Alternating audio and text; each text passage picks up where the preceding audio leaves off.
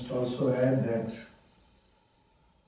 it's very inspiring to see that the ways that he has responded, and this is a living example of how to live from within outwards. Normally we all react on the surface and rush at every knock of things from outside. We go around the world stumbling, fumbling, pushed by all kinds of forces.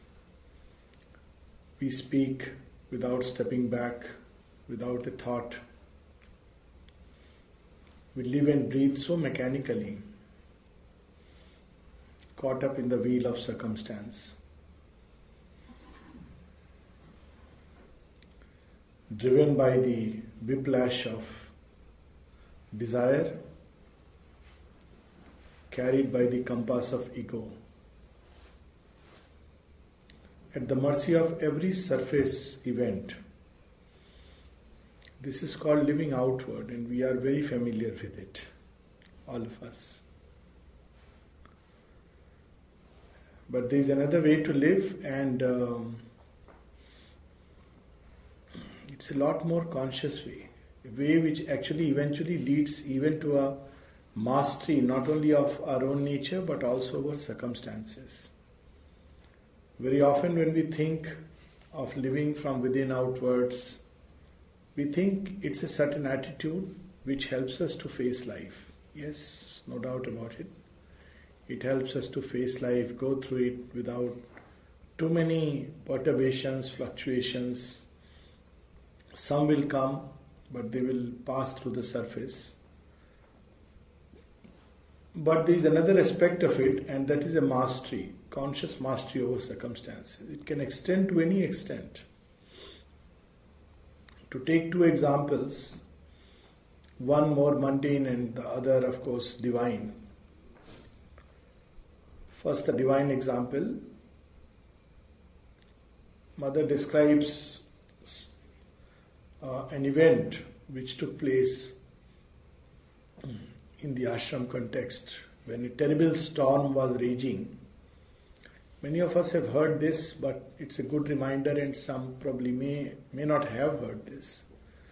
Terrible storm was raging outside, and the mother went to Sri Aurobindo's room that because of the storm, things may be flying, what may be happening. She went to shut the windows, and what met her eyes was something very amazing, amazingly powerful. The windows were open, the storm was raging. Sri Aurobindo was sitting on his chair and writing on the table. Not a drop of water is entering inside. What mastery is that, where even an outer event, circumstance is as if kept at bay. In her own life, Mother recounts number of such instances. Once when she is about to step out of the car, and suddenly she stops, something stops her. We do these acts very mechanically. The other day I think someone spoke about, Partha was mentioning why there are accidents. It was very good. I thought, that was really a wonderful question. Why there are accidents? Unconsciousness. Something stops her. And then she looks carefully. And there is this beautiful danger in the form of a snake right there. Normally she would have stepped over the snake, and that would have been a different story. Not end of the story certainly, but a very different story. She stopped. A lot of us have these examples in exceptional moments of exceptional protection and grace.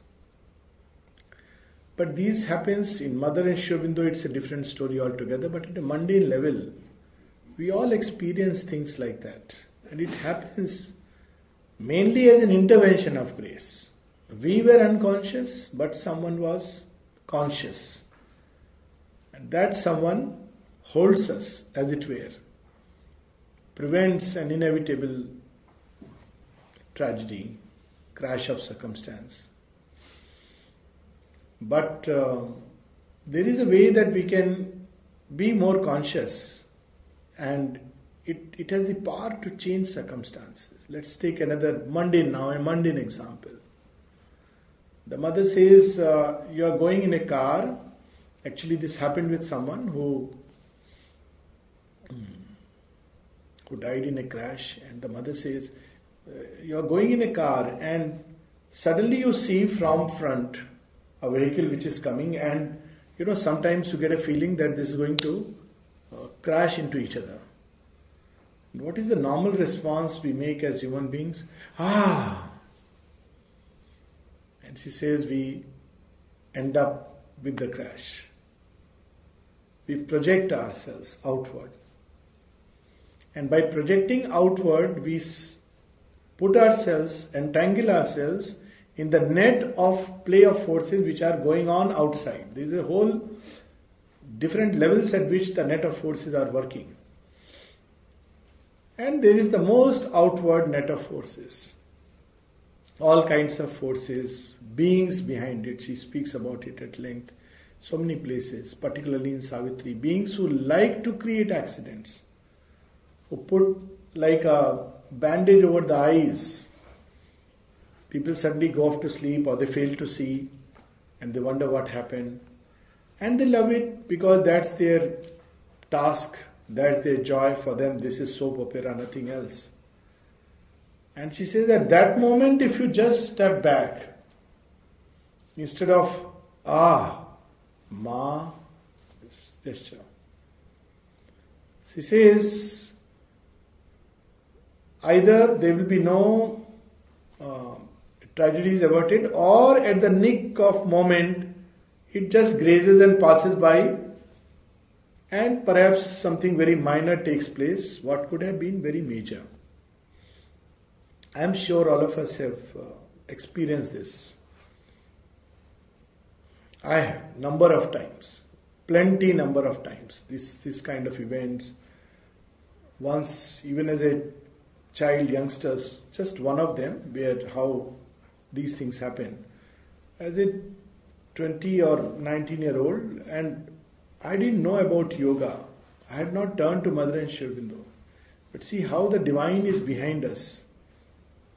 I enter into a train compartment as the compartment opens, and I am the first one to enter. Suddenly my feet get arrested, literally arrested. At that moment I don't realize what, when, and others go past me. And within a moment there is a hue and cry and everything. And nobody knows what happened. So after a while I also start walking. And I see that there was actually a robber sitting inside with a dagger waiting for the first person to come in. Which logically, technically should have been me. And he stabbed whoever was the first person, snatched the bag and ran away. But when I look back, what really arrested the whole movement? So we don't realize that we are caught up all the time in a web, and this web drives us and weaves our fate, events, not only within but also outside. A simple thing like eating food. Many of us eat in a hurry, and sometimes checking our emails. I was doing that today. Sergey just put the computer. But in general, it's not a good thing to do. Because when we are eating in a hurry, the entire process is very, very mechanical. Or if we are watching a serial, it's a purely, we are eating all that is going on. In Sanskrit, there is a very interesting word for food, and it is called ahara. And ahara is not only food, but everything you take within. So, If we are eating, we are not only eating food, but having all the discussions that we are having, we are also eating. It's also food. Once Vijay Bhai was telling me this very interesting story about his father. He said, "Mother, I am able to remember you for most of the moments, but when I eat, I forget. What do I do?" And mother asked him, "Do you sit with others and eat?" "Yes, mother." "No, you eat alone." And from that day onwards, he started eating alone. We have now so many pills for digestion, first we create diseases, then we rush to doctors. But this simple act of eating alone, if possible, it may not be possible in every circumstance, but at least in quietude, even if we are engaged in talking. Nowadays, of course, the culture of luncheon meetings, because everybody is hard pressed for time, it's a back-to-back time, so let's grab a bite and sit together and eat. From the inner point of view, it is not healthy. Of course, there is a way of life which is, we are nobody to judge or comment upon it. But to eat and eat consciously, just one simple act, every day we are doing it. There is a very nice, with every sip, it's not that we are not talking, but even while speaking, every sip, I learned it in a very interesting way. I observed, normally when we eat, we offer. This is a beautiful thing. The whole idea is again to connect the act of eating to the divine. Offering is, we have been talking about it, and much of what we have spoken yesterday and the previous 2 days, last 3 days, all about living consciously from within outwards. But I'll tell you how things can still, there are things which we don't know. At least for me it was a revelation when I saw a person for whom I had high regard as a person with a rich inner life, and normally we would do pranam, sit and eat after offering, and he started eating. Now see my stupid mind, and it for a moment started judging. Oh, he is not offered the food. A lot of people may be doing it now with me because I have learnt that technique from him. So he could get the thoughts. He had this capacity to read thoughts. And many other such faculties he had. If you had a letter in front of him, he could know all the contents of the letter. And I have tested him that what's going on across the wall, and he'll tell you exactly. In fact, he used to tell that,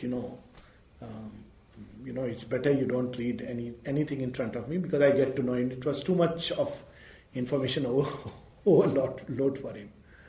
And a disciple of Mother and Shivinda. I'm not speaking of any other, because I don't have that kind of contact with anyone else. So he caught my thought, and he said, "You know what? You can offer the food with every morsel." I said, "This is something very nice." I never thought of it like that.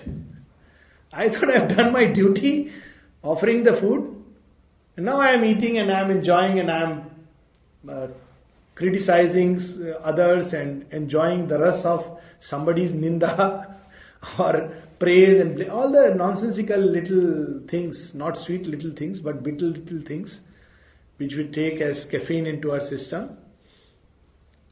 But this was a different revelation to me, that every morsel can be offered. So very often I try it.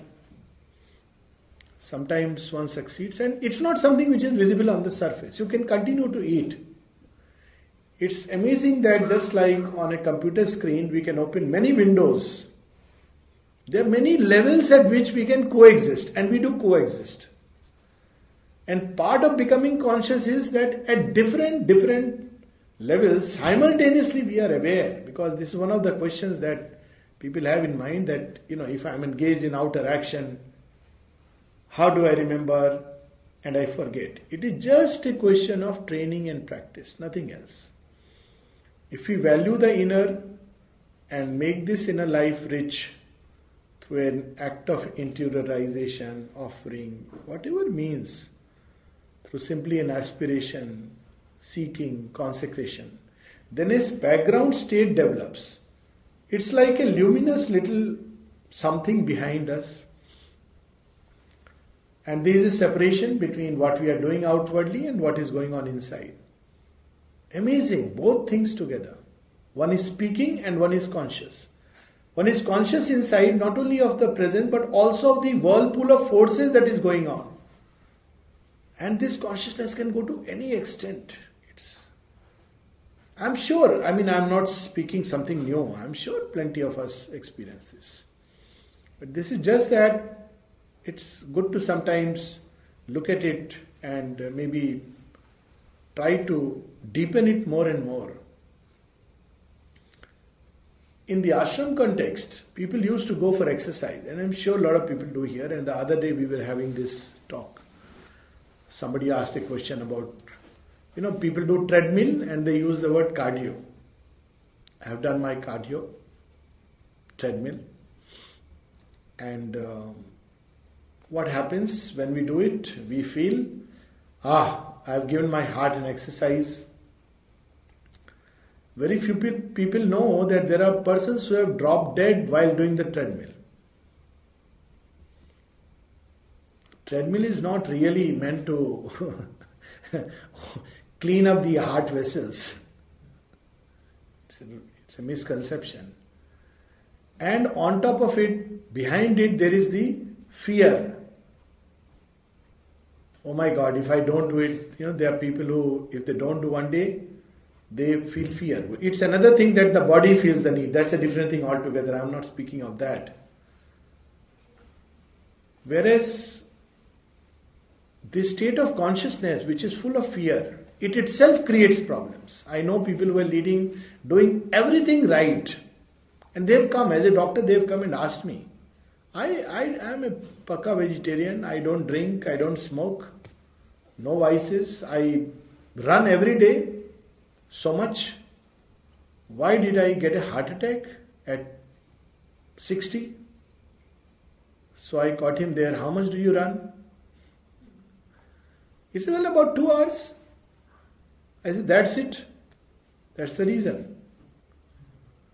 You are not exercising. You are stressing your system. There is a difference between exercising and stressing the system. I'm still talking of very mundane something. Look how the inner consciousness, because when one is afraid, one has this natural tendency, it's like, people who make a wall to protect, build a wall around to protect against robbers. Then they become little more paranoid and they electrify the fence. Then they become little more paranoid, post a guard. Now, there is a limit. If you go beyond it, it becomes counterproductive. So, and there are ways and means things still come inside. In Nairobi, I had this, first time I saw, because, of the big divide between the rich and the poor. So those who are rich, they electrify the, gates and all.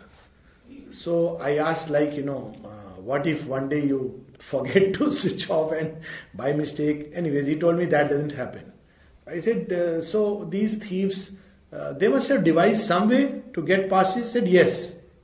I said, what do they do? He said, nothing. They just throw a blanket over it and they scale.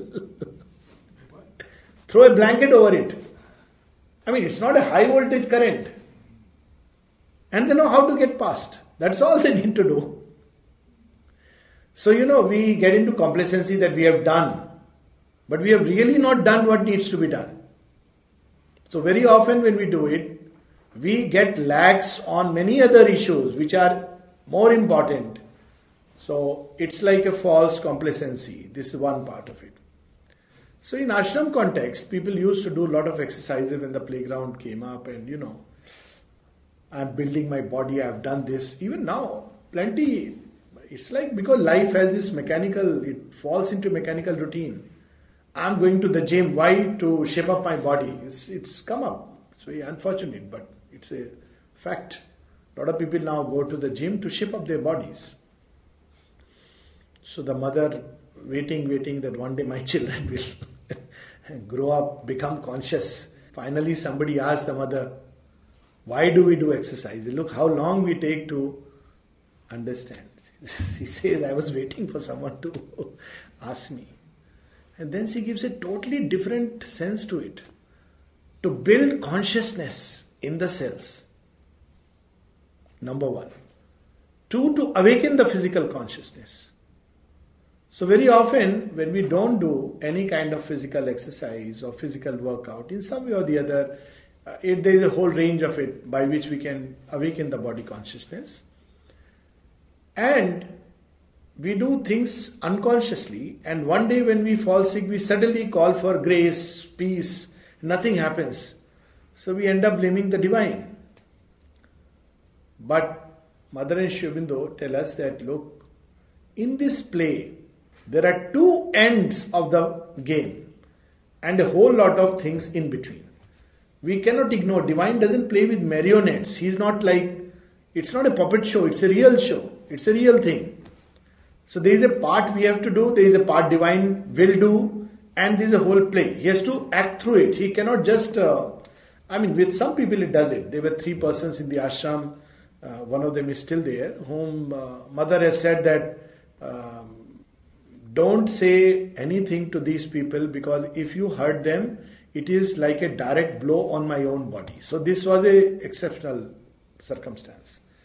And one of them had this privilege, who still is there, who has experienced things like roof collapsing and somebody picks him up and throws him against the wall so that he is saved. Now, this kind of an unconditional protection is a different thing. Some have it, like Arjuna had it. But by and large, there are two ends. If we have not awakened the physical consciousness, it is not receptive. Peace comes, grace comes, light comes, stops. Because everything is closed in a dense mass of unconsciousness.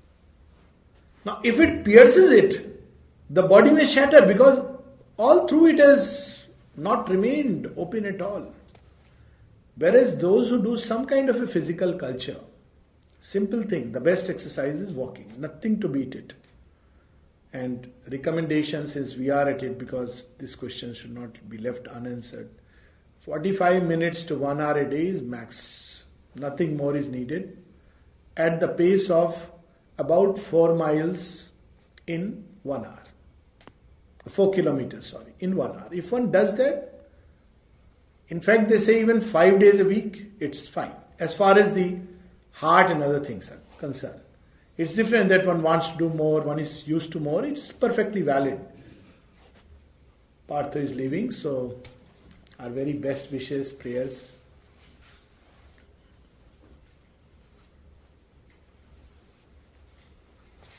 Thank you, Partha. Have a safe trip. Thank you. Yeah. I want to ask a little bit more on this treadmill thing. Yeah, I'll come. I'm not quite at ease yet with your statement. Suppose that you don't do a lot of exercise, and you are told one should exercise somewhat each day. Walking, of course, granted, is the best. But if one uses a treadmill, not pushing oneself too far, too fast, and at the same time keeps invoking the mother, what do you feel then? Okay, so first we'll split it into 2 parts. See, invoking the mother is a wonderful thing. There can be no doubt about it. Also, doing it within body's limits is a very good thing. But let's just understand how it works and what it does. What is the real reason many people do to make sure that heart remains in a good working condition? Now there are 2 things which are, the heart works through the muscles, and the muscles work because of the blood supply. Now these blood supply to the heart gets cut off for 3 main reasons. You'll see a lot of youngsters having a heart attack these days. So one reason, of course, is stress, type A personality, life has become too much stressed out, and that is one straight reason. Treadmill has nothing to do with it. In fact, people may increase their stress. Oh, I must do treadmill if I don't do it. So this is one part of it. By, through this. Second is smoking. And, sometimes these vessels constrict rapidly. That is the second condition. It's called vasospastic angina. I must add, I am not a cardiologist. I am a psychiatrist. But nevertheless, read about all this and been talking about it, have a lot of friends. So, that is the second part. Again, treadmill is not going to do anything about it. The third is cholesterol, and lipids which are accumulating in the blood. Smoking also adds to it. Smoking makes the vessels rough and precipitates this whole process. Many other conditions. Now this atherosclerosis process actually starts at 6 months of age. It goes on throughout life. There is no clear-cut evidence even that, triple vessel disease blockage necessarily leads to death. This itself is a big controversy. A lot of people who have died of unrelated causes during postmortem, they have found that they had triple vessel blockage. But they never had any heart attack. So, how much it helps doesn't help, because in any case, after the blockages are removed through CABG, you are still given drugs, you are still asked for lifestyle change. If you are a hypertensive, you are on antihypertensive, you have to be on restricted diet, you are on sorbitrate. So what really has helped, whether it's this or that, it's a very debatable subject. But that there is some controversy, we will not go into that. But the question part about treadmill, it's not treadmill, exercise is not opening the blood vessels. It's not that by doing exercises there is some special hormone which will clear the blood vessels. The logic here is that how can we do a bypass? Because there is a blockage. Now I am not talking right now medicines. There are medicines which dissolve the bypass, which dissolve the clot and other things. And I'm not talking of diet, so that we don't mount up the cholesterol aspect, but just the treadmill part. Now it has been known, it was always known. Actually, when I graduated, I remember one of the first articles I read as a medical graduate was about this, that the recommended thing was that 6 months, if you do this regular walk, which I said 5 days a week, the heart tends to create a bypass because it's a living tissue. You see what happens with most of us, we deal with the body as a dead tissue. It sounds shocking, as shocking as saying that Krishna is dead. We already deal with our body as if it is dead, meaning thereby all the time something has to be done from outside and the body is doing nothing. And we make it more and more dead. By dead I mean inert, tamasic, unable to react, by immediate pumping of medicines into the system. Little fever antibiotics, heavy dosage. I have seen here people give very, very high dosage. They blast the system. And it's not healthy. I can tell you, that means the body is constantly stunned by external agencies, like a father who keeps giving lots and lots of money to a child. Eventually the child is just not able to do anything because he has everything provided. A parrot in the cage, unable to fly. So over a period of time, the heart is just simply, or any body tissue is unable to bring out their own innate healing processes. Now with the heart, if there is a blockage, very naturally blood tends to find an alternate passage. And if there is not one, it will create one. See, that is the beauty. New blood vessels grow. It's known, anastomosis. They grow in the brain, they grow in the heart, everywhere. But there is a process to it. They won't grow suddenly. So treadmill is stressing the heart. They will not open up like that. But if one walks every day, of course, again, the same principle will apply within the limits. Taking mother's name in walking, that's the wonderful thing. So slowly these vessels will grow. One can even add an imagery that things are cleansing and the vessels are growing. The power of the mind to be brought in, of course the divine, but also the mind, which is an intermediary substratum. So then these blood vessels will grow and it will form a wonderful anastomosis. So that is the principle. Now it's not that everybody who does treadmill will have a problem. May not. If one has a healthy heart, it's like, there are people who do a lot of weights, perfectly fine. But we must know that we are basically stressing the heart and we do not know at what point of blockage the heart is. So if one was walking, there is a fair amount of chance that one will get some kind of a warning angina, so one will stop. But if one is on a treadmill, there is every possibility that there may be a massive heart attack instantly. That's a big difference. That is the logic behind it. Because, at that point of time, heart is pumping fast. The very fact one is doing that kind of an exercise, heart is pumping fast. So it is stressed out. Cut off of the blood supply critically can lead to a sudden cascading effect. And what would have been in normal walking, the blockage leading to angina, where a person sat down, next day consulted doctor, said, I experienced this pain, may be a sudden precipitating event leading to sudden deaths. So arrhythmias, because already the heart is on an overdrive. This is just to, about this treadmill part. I am not saying one should not do or one should do. It's one's own choice. But we must know what is happening. So does the walking best exercise. cleanse triglycerides, lipids? For triglyceride, lipids, best is high fiber diet. And of course cutting down on all that increases it. But most important, and that's where I come to this part of living from within outwards. We are just talking of one activity, food. So mother says 90% of the time with regard to food, it is the thought which is important. I have seen it's so true.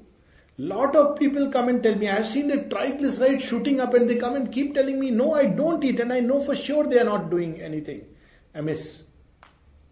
It is amazing. So we live, as I spoke about the outer net of forces. Now this net is a very interesting net. All the time there are new things added to the net. Not just like the internet. It's an unfiltered, and all of us are party to it because we are so unconscious. Doctors very unwittingly, unconsciously, without anything has been substantially brought up, immediately new discovery, and people take a lot of pride. They have discovered this now. Like some time back, people started talking about ghee is good. Some people know it is bad. Some people would say, all milk products are to be banned. It doesn't work like that. So our minds are entering into a greater and greater confusion, the surface consciousness. In the bargain, what is happening? Now look what is happening with the body. Body has its own instincts. Anyways, we finish it as a child grows up. Now there is a whole structure in the mind which has developed, which has replaced the instincts completely. And that structure is acting upon the body. It is a structure of ignorance. This is what we don't realize, that this is not knowledge. It's simply data and analysis of data which is being confused with knowledge. And what is worse is not about here, because many of us are very conscious and we invoke the mother. Many persons who don't know, they don't realize that along with that there is fear which every day is being fed. Oh, if I eat it, what's going to happen? My lipids will shoot up. People die so much out of fear. That's why in spite of all these precautions, you see what's happening. Hospitals are full. Everything. It's not that, mortality rate has come down. Okay, you find another way to take care of that disease. You quickly do a bypass. But that's not, really the conscious aspect of it. So she said, do things to become more and more conscious. Infuse consciousness into the cells. Simple thing like every day just to invoke her peace, not only within, But by the help of thought, she says thought is a vehicle. Actually, we don't realize, like a motor car. What it carries is consciousness, that content of consciousness, some interesting vehicle given to man. So through thought and imagery, we can connect something which is imperceptible to us, immaterial to us, and bring it into contact with the cells. She has said this, that if you have pain, if you have a problem somewhere, you call peace and put it into that organ. Pranayama. There is so many books being written, taught. Mother has given wonderful pranayama, which she has herself practiced. Anyone is aware of that? Read it? It's a discussion with Satprem, that's right. And you see, we go so many places to learn pranayama. Mother has given a pranayama which she has practiced. And she clarifies everything there. Simple pranayama. Even the whole, she used to do 12, 12, 12, 12. And then the disciple asked, but isn't it dangerous? He said, oh my child, they say all kinds of things. And then that prana that she will draw. Now, there is a pranayama where we think only breath. But it's not just about the physical breath. Prana, why they call it prana? Just as thought is a vehicle of consciousness. Physical breath is a vehicle of prana. So when we draw the breath, draw consciously, we can consciously connect to all the energy that is in the universe and draw it. And actually people get rejuvenated. One of the simple exercises which I suggest to people, and many people do it spontaneously. When they are tired, what do people do? They are feeling slumpy and then they get up, and what do? They just stretch themselves out like this. Take a deep breath. It helps. Why does it help? Thought about it. You actually end up drawing a whole lot of prana from all around. And that's sometimes enough to simply awaken, put you back. How does it work?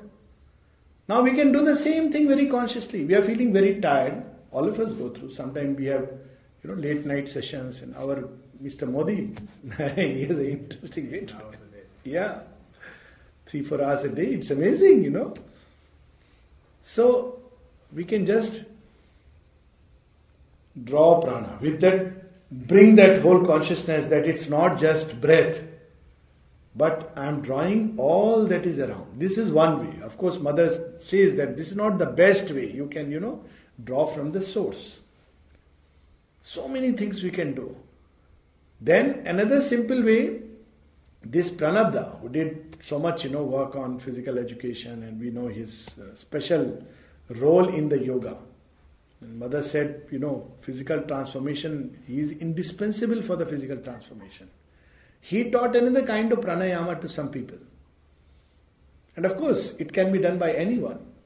He says, while you are walking, you do pranayama while walking. Simple. Breathe in, breathe out. And while breathing, you take Mother's name. Just try everyday pranayama. You don't have to spend extra time doing it. Maybe next time we can try it. When we take some kind of a conscious walk, we need not speak, but we just practice this pranayama and come back and say how we have felt. It'll be very good. But of course, no talk. That's more for my defense because I can't do it here. Naturally, we keep speaking. But we can do it. We can try it and practice it. In ashram, it is of course very nice because on the seashore you can walk, and except for hi and hello, you don't have to indulge. Similarly, when she was asked about asanas, she was asked, whether these are exercises or they yoga. She said, no, it is not a particular set of exercises which makes them yogic. Any exercise done in the yogic, with the yogic attitude becomes yogic. Climbing the stairs, walking on the road. It's we who have limited it to only a set of exercises. We can do it all the time. So, then we can dispense away. Look how they were bringing out the essential truth of things. That instead of, sticking out, very often people say, yeah, we want to do asanas, but, we don't have time. Real Hatha Yoga people do for hours. There is a Hatha Yogi in Bangalore who does for 8 hours. This is not Hatha Yoga. This is just a eyewash, make-believe Hatha Yoga that, we are doing it. To that extent it helps because we believe we are doing something. But real Hatha Yoga, there are people in Bangalore who do it for hours, 8 hours. Because that's how it is to be done. That's why Hatha Yoga fell out of repute, because it was not possible to realize the divine by who will take out that kind of time. It has its place even now, yoga part of it, but not asanas only. But when we do actions consciously, then slowly the physical consciousness begins to awaken. It's not an easy task because we have totally massacred it. It's a civilizational disease actually. On one side we are so-called conscious of the body, it's like in thing. People are very conscious of their bodies, but actually people are very unconscious of their bodies to say very frank. I mean, I can speak for myself. I've been extremely unconscious. Even the movements, everything. How the hands are moving, how the feet are moving, where they are going. And then I realized, really there is so much work to be done only on this plane. Walking consciously, gestures consciously, even mudras, they spontaneously develop. All these things is possible if we do the same thing with a different kind of a in-look. And that different in-look is when we do exercises to infuse consciousness. That is the aspiration. We offer it to them. We are not because of fear. Oh, if I don't do, what may happen? If it happens, happens. One day something will happen. I always give this example, people are so scared of dying. At 39, Vivekananda left his body, but leaving a stamp for centuries to come. Sri Ramakrishna Paramahansa in his 50s. Janina in her 50s, and mother has spoken so highly about her that she brought in touch the new form.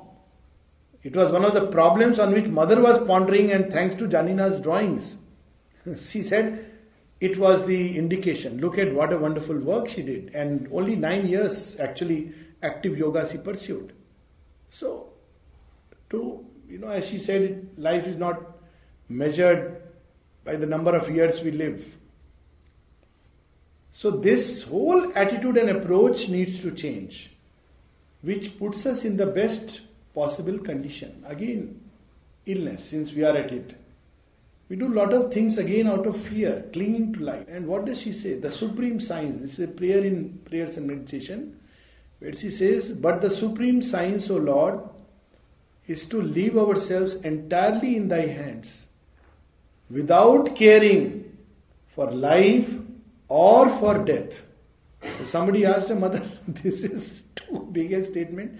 She says, yes, because that puts you in the best possible conditions. If you live, it has put you in the best possible conditions to help you live. But if for some reason you have to depart, you are in the best possible conditions to depart. Our Lord himself, he left his body physically, if we see, at 78. There are plenty of people, live past 80, 90. So what? Of course, the reasons for his leaving the body are very different. We are not going into that part. But the point is this fear, which is the worst impurity in the cells. That two things, Mother spoke about the 4 asuras, whose worldwide net has caught human beings in its grip. And what are these 4? One of them is unconsciousness. Second is, of course, falsehood. She says disease is falsehood of the body. To think about disease, to talk about disease, to become disease-centric is to actually perpetuate that falsehood. It's like that formation. It's not the way to really approach this. And then the third, of course, is suffering.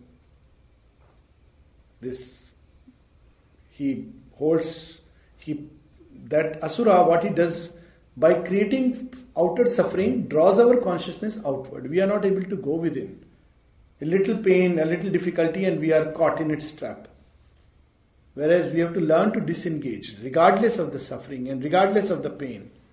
And it's a practice, of course. Without that, it's not possible. And of course, fourth is death. That, of course, is at many levels it operates. So to come out of the grip of that, first these three we can still tackle.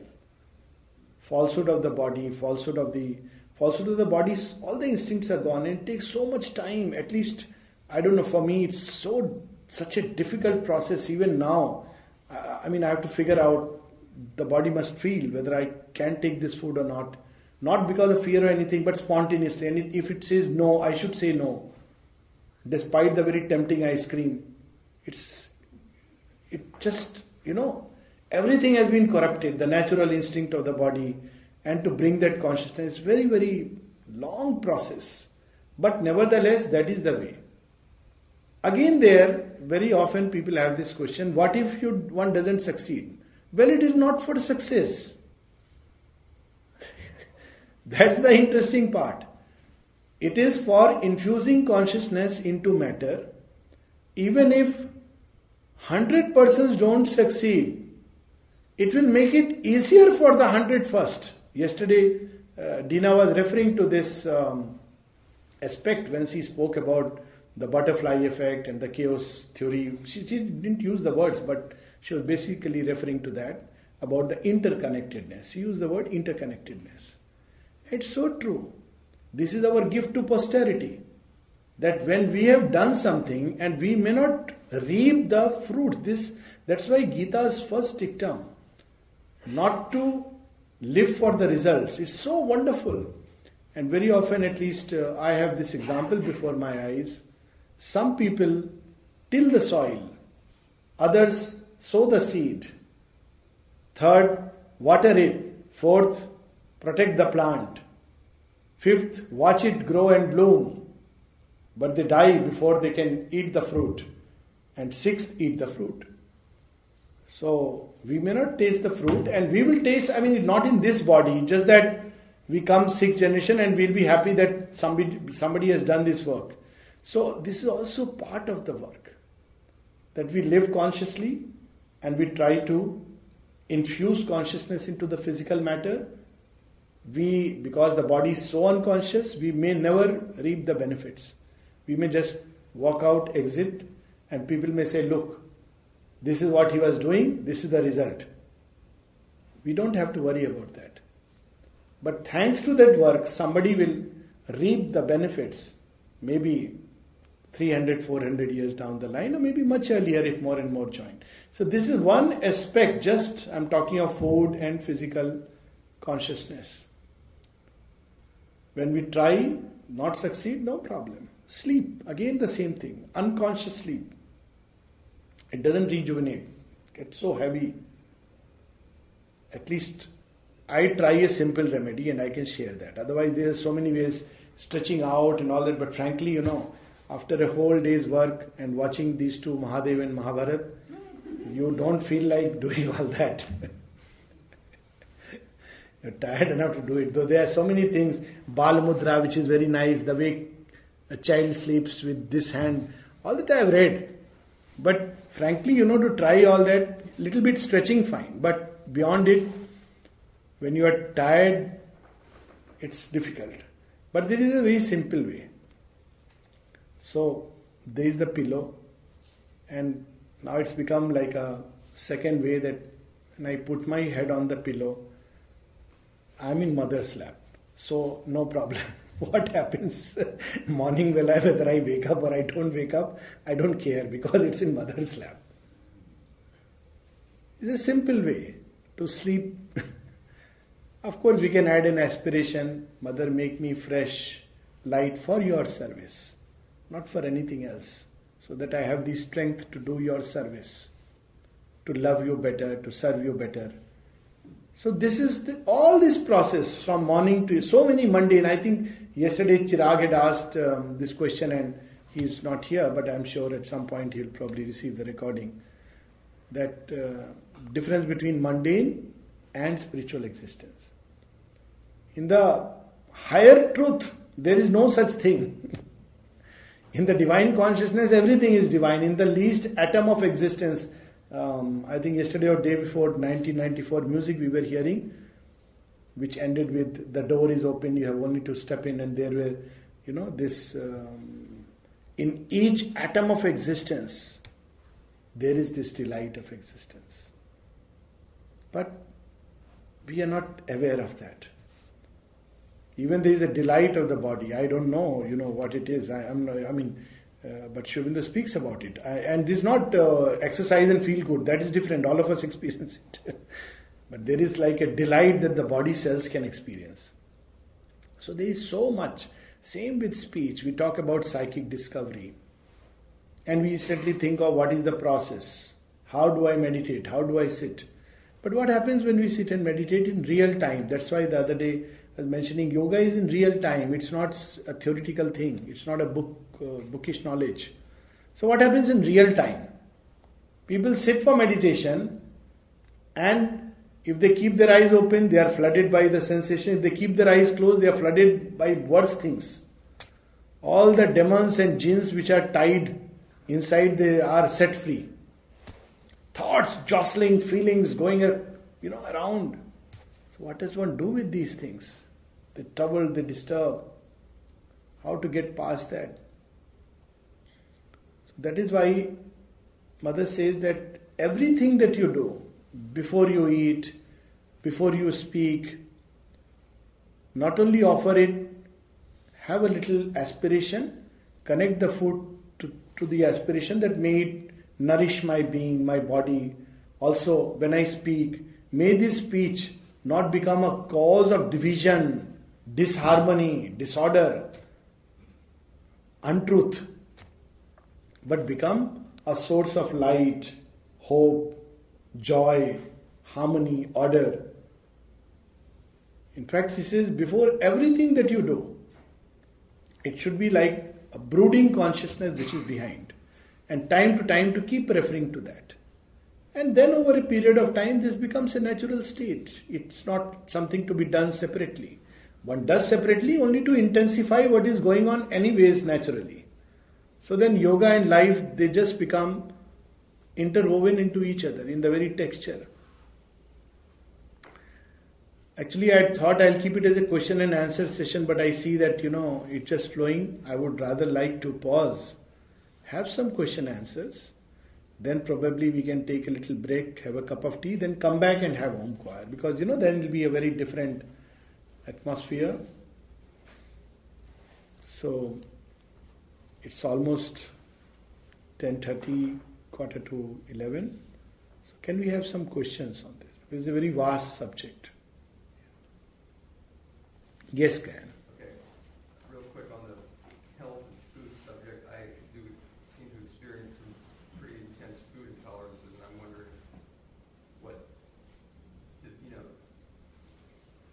your opinion on this, a yogic point of view. Are these things, embedded in the... Yeah, what experience you refer to? Food intolerances. Food intolerances. Yeah. Yes, of course. Yeah, of course. Symptoms when you take something. Of course. Yes. Of course. That's how allergies work. They start as allergies because there is a disharmony between the body and the substances we are taking. Then it is labeled as allergy, and then the mind becomes very strongly active. Then there is fear. So it complicates the whole thing. But not only I believe, I have seen it, actually I have done it with some people, and you can, if you really want to see how, to what extent the body can go. You have to really cleanse every fear from the system. Start with a little bit, very little, with prayer, offering, and put all the force of your will that nothing will happen, nothing is going to happen. If you persist, after a while, the body will begin to respond. Even you can give a very contrary suggestion. See what happens with all these responses which become inbuilt. I think the other day somebody asked about chronic pain. Chronic pains are supported by subconscious formations. and they're difficult to break. So one of the ways that is recommended is that when you are about to sleep, that's a time to give suggestions. Give suggestions to the body. I'll be fine, there is no allergy. It's healthy, it's normal. And to tell your body not to react like that. This is if you really want to get rid of it. But take the food or just say this to yourself? You start by saying this, then take a little bit. Do this over a period of time, your body will begin to accept, go to the next level. See what happens, people have a food allergy, so they take either or. Either they don't take at all, or they take a big morsel and they have an allergy. But here you are trying to break a habit. It's true of all allergies actually. Even people who have asthma, this is how they get rid of it. But for most people, as I said, it's a easier recourse because why bother? Like, if you have a gluten allergy and if it's fine, avoiding certain foods, so they don't go into it. But this is just to talking about how the body can operate. So you have to go step by step with the body. Like again with rheumatoid arthritis or any other arthritis. Now the moment one walks, one has pain, so people don't walk. And then the pain increases because now it goes more and more into inertia mode. So if you have to break that, you have to go step by step. And Mother gives this very beautifully that how to, in a different context, she says how to increase your will. She says go step by step and persevere. You can lift this much. 10 days you are lifting that much, do it, but 11th day try to do 1 inch more. So that is the way. Now the advantage of this process is, to start with, it will augment your will. It will awaken the strength to push yourself. And that is something very beautiful. So even when sometimes one doesn't succeed, I'm not saying it won't. I have seen it work in amazing ways. But sometimes, there are no panaceas at this level. I mean, otherwise Aurobindo would not spend a whole tapasya doing transformation. So I keep telling there are no panaceas, no absolute rules which apply to everyone. But the advantage of trying to master any aspect of oneself, however small, like gluten allergy, is actually being on the road to supermanhood. Very interesting. And Mother has said that all who are engaged in some kind of a self-mastery are apprentice supermen. These are her words. Why? Because, I'm reminded of this little story that somebody was walking up the... Story means somebody has written this story. It may not have happened. But such things happen, similar things. So, somebody was going up the hill and, suddenly saw a huge boulder sitting in front and doesn't know what to do. So, he tries to push it. Then he's wondering how to go beyond, go past it. And he hears this voice of God. Push! He tries to push. Nothing happens. Pushes.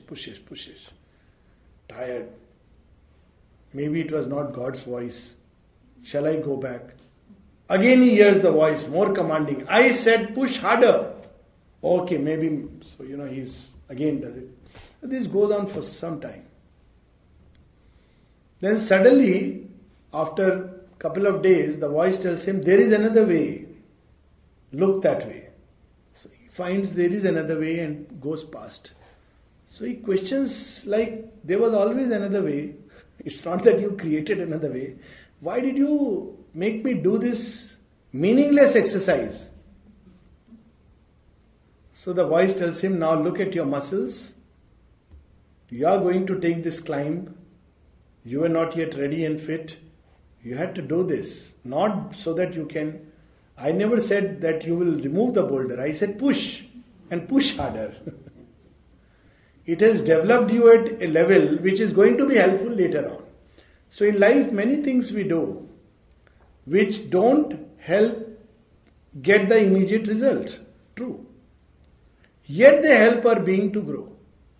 So at least that's an approach, that's how I have understood and try to do things that even if it may not help you in that immediate results, but by that action, it has helped you in another dimension and sometimes even prepared for that same thing for a future date. You know, in Savitri there are these lines. Fate is truth working out in ignorance. This is one part. And then he says, fate is a transaction between your soul and nature with God as its foreseeing arbiter. You know, it gives the secret. What is God seeing? A transaction between soul and nature. Even if the unseen maintains the decree, man can accept, he can refuse his fate. Now this is the other secret. Man can accept, he can refuse his fate. Now people ask, oh, is it so simple, but I have not seen. It doesn't work out. So he says, even if the unseen maintains his decree, he writes thy refusal in his credit page.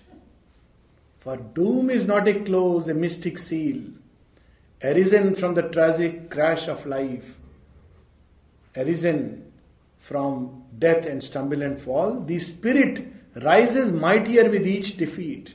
Its godlike wings grow wide with every fall. So even if it doesn't work out, but still our will has grown. So I personally feel if we can push anything in any aspect of life, this now I am generalizing it, I would like to strive and push for nothing else to simply make my will stronger. And this is what I have learned. People often say Indian thought is so fatalistic. It's just the opposite. I mean, Savitri is a living example. She doesn't accept death also. Forget about disease. She may have succeeded, she may not have succeeded. But nevertheless, to imagine that somebody strove to fight against death is itself something amazing. Archaka, in his book, Yes. writes, I have conquered death. Not death itself, but the idea of death. Yes. Archak in his book says that. Wonderful. Yeah. Sometimes when you push the people, it gets on their nerves. So we have a tea break.